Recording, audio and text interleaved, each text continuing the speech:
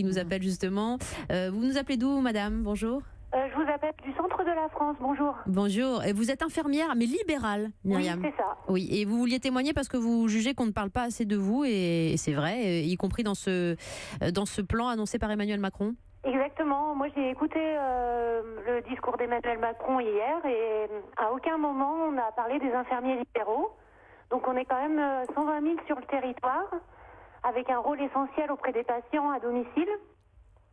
Donc, moi j'ai eu l'impression d'être complètement oubliée.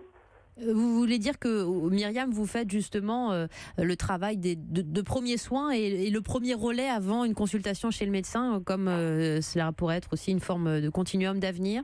C'est ça, avant une consultation et aussi au retour d'hospitalisation, parce que c'est vrai que la durée d'hospitalisation diminue. Oui. Et donc, on fait le relais principal pour que les gens puissent rentrer à domicile.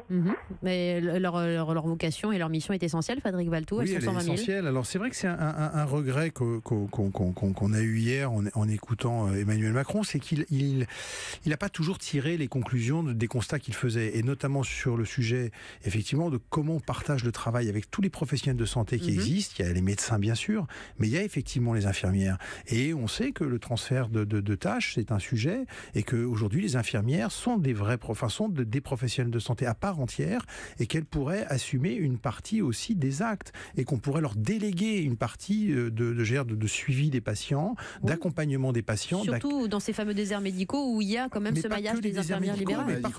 Oui, dans les maladies chroniques. C'est 20 millions de personnes, maladies chroniques. Bien sûr. Ouais. Et donc là, il y a un rôle, et on ne va pas là-dessus. Alors c'est vrai qu'il y a un conservatisme aussi des syndicats de médecins qui hésitent à s'engager sur le sujet, etc.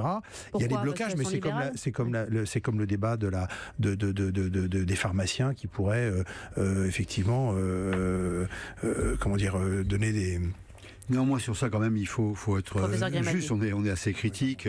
Il y a une avancée, c'est-à-dire qu'il y a maintenant, on rentre vraiment dans l'idée d'infirmières qu'on dit de pratique avancée, mais d'infirmières cliniciennes qui pourront faire des actes médicaux. Oui. Donc ça avance. Par exemple, comme quels actes médicaux? Par exemple, adapter le traitement à l'insuline, c'est banal. C'est-à-dire pouvoir dire, il faut augmenter la dose, il faut la baisser, traiter une hypoglycémie, revoir le traitement.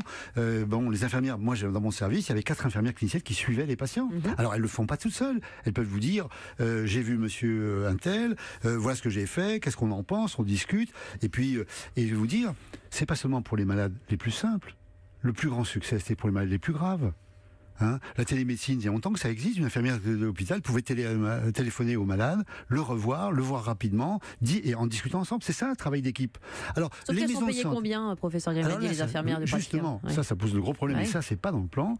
C'est que si on dit qu'il y a des infirmières qu'on appellerait infirmières cliniciennes, elles doivent avoir un statut, elles doivent avoir une rémunération.